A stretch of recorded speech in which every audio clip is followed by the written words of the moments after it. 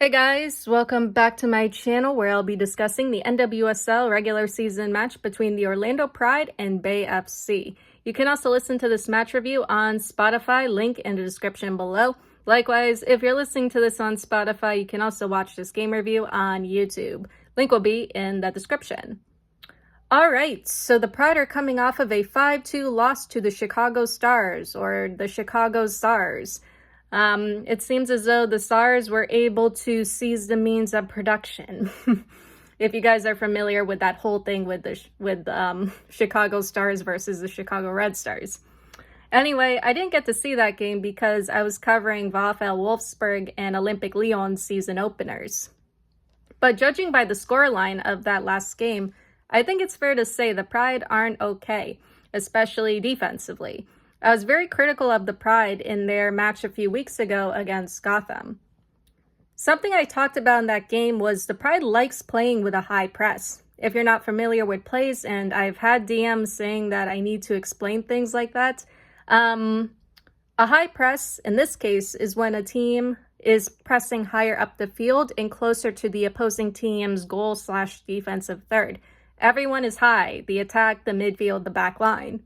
That is how the Pride likes to play. They like applying pressure, stealing the ball in those dangerous areas, and making runs.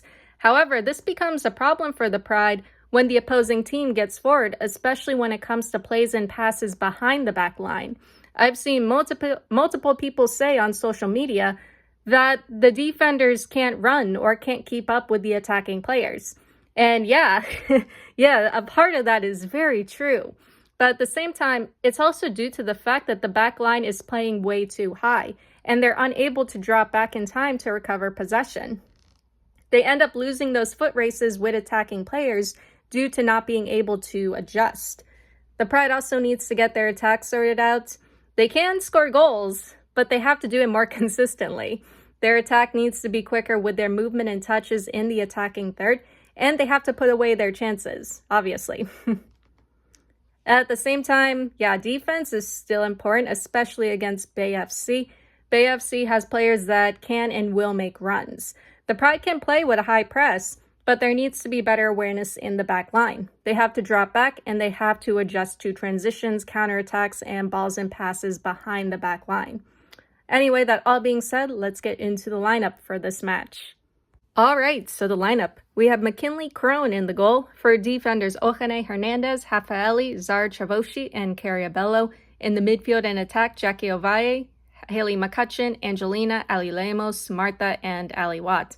Quite a few changes here, a big one being Crone starting over Morehouse. That kind of makes sense. Seb Hines likely wasn't happy about her conceding 5 goals. It's also been a while since Morehouse conceded that many goals in a single game. So Crone will be interesting to see. Like I mentioned before, the backline is something to keep an eye on. Ohane and Abello are usually good at getting forward and connecting with the attack, but they need to make sure they are dropping back to defend. You know, now that I think about it, Orlando's backline is like a backline of Lucy Bronze's, getting forward with the attack but leaving themselves open in the back. Then again, Bronze usually comes up big in the attack. And I said I would never say anything bad about Lucy Bronze, and I didn't. She does come up big in the attack for England. I mean, just look at England in the Euro. As for the Pride's midfield and attack, I'm looking forward to Ovalle, the Pride's newest signing. I'm hoping she can turn things around and do some cool things like score goals. As I mentioned before, there needs to be good connection in the attacking third, in addition to the Pride finishing their chances. Anyway, that all being said, let's get into the first half. Alright, so the first half, we are off. The Pride are in a 4-3-3, Bay FC are also in a 4-3-3. The 10-minute mark, the Pride are on the defensive. Bay FC has been putting a lot of pressure on their back line. They were keeping things in the Pride's defensive third. The Pride haven't been able to get forward as much as they would like. There needs to be more awareness in the Pride's backline, especially down that right wing where I believe Ohane is. Bay FC have been successful at getting down that right flank and finding openings. I don't think the backline have been high all that much, but I think it just comes down to awareness at this point. And getting your head into the game. And I actually really hate that phrase, but it was the only thing that came to mind. Angelina had a really powerful attempt in the 10th minute. I thought it was Ovalle, but according to FootMob, it said it was Angelina. I think it might have been Ovalle, but I'm not entirely sure. The Pride were able to get off a couple of attempts, but nothing on target. So the 25-minute mark, these next few minutes, there was more back and forth. The Pride got some attempts off, but nothing substantial. The action has been in the midfield and in the Pride's defensive third. Bay FC, I think, had the better chances, but much like the Pride, they haven't been able to put anything away yet. Crone and the Pride back line have been solid so far, but Kundananji has been brutal down the Pride's right wing. Ohane, Chavoshi, Hafaeli, they can't lose track of her, like, ever.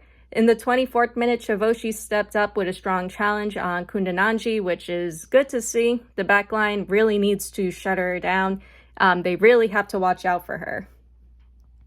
So the 40-minute mark, the pressure from the Pride has been good here. There's a lot of back and forth between these two, but finishing is a problem for both sides, apparently.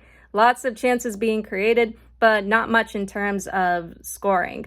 The Pride also had corners, services, and crosses, but not much connection. No final touch, no finishing. Bay FC had a dangerous chance in the 35th minute. Not sure what happened, but Kundananji was making a run. Kundananji attempt, big save from Crone. I think what happened was Kundananji stole the ball off a Pride player and made that run. Then later we had this. 36 minutes, Bay keeper goes to clear the ball, and it bounces off Watt. I thought it was going to go in, but it went out. Then after that, there was this. 38-minute Pride service touched into the goal by Watt, but ruled offside. Kundananji tried to take advantage of things and make a run to the Pride goal. She scored, but obviously the goal was not given. I think they were still reviewing the earlier play. Just a series of both sides having a mid-off. So the 45-minute mark, Martha on the 43rd would see her attempt go over. There was an additional 6 minutes of added time. The Pride seems to be coming alive more, which is good. The first half would end in the 51st minute. Despite more urgency and intensity from the Pride, Kundananji would score in the 48th minute, making it 0-1 for Bay FC. And I said earlier that they had to watch out for her. All right, so Orlando Pride down, 0-1. Mirror, mirror on the wall, how will the Pride irritate me today? Speaking of Mirror, Mirror, that is a great song by Blind Guardian. The Pride going down at halftime.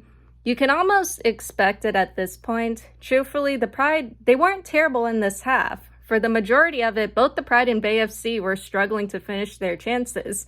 It's why I said mid-off. Bay FC just showed what happens when you don't finish your chances.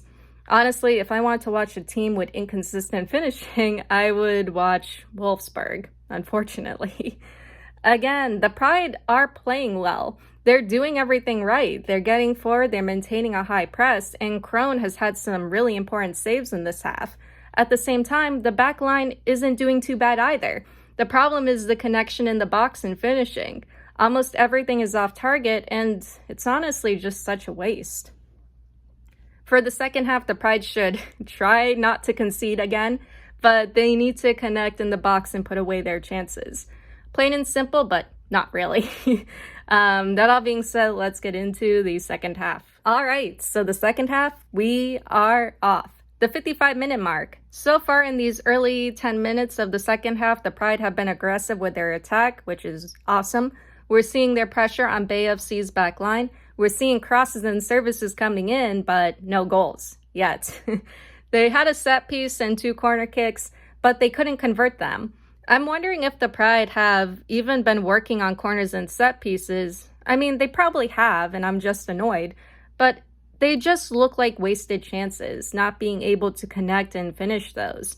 It was like that in the first half too. So the 65-minute mark, these next 10 minutes were something. Here's what happened, like minute by minute. 56 minutes, Ohene cross brought down, Martha able to score between the legs of a defender, Pride 1-1.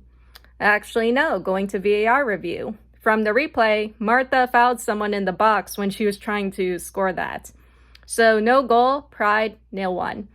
That was the second disallowed Pride goal in this game. The first one was in the first half where Watt's goal or touch was ruled offside. In the 60th minute, there was this. McCutcheon to Watt, touch to Ovalle. Ovalle attempt blocked. Ovalle attempt again off the crossbar. That really annoyed me because how was no one there to finish that? Rebounded balls, it's like you should be getting on the end of those. If it was Lyon, yes, they would definitely be on those. In the 62nd minute, Dyke would come on for a bellow. Overall, the Pride have had the most possession and control so far. They're on the attack and creating chances, but you guys, they have to grab some goals at some point. So the 75th minute, or the 75th minute mark, the Pride finally got their goal in the 70th minute. 70th minute, Ovalle cross, Watt header, scores. Pride 1-1, onside, no fouls. Yeah, great assist and great header. Yeah, this is great. The Pride's hard work and attack has finally paid off, but they have to be careful now. They need to keep control and possession and try to grab another goal. Charlie would come in for Angelina in the 71st. This could help the Pride attack-wise, but again, they have to keep control of things first.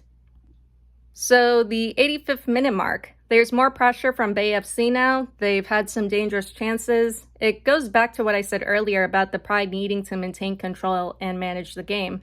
The Pride's countering is pretty good. There was a nice run from Charlie in the 85th, but she was offside. Up to this point, the Pride are on the defensive. They're doing well in that area, but hopefully they can hold on for the next 5 minutes and extra time, however long that will be.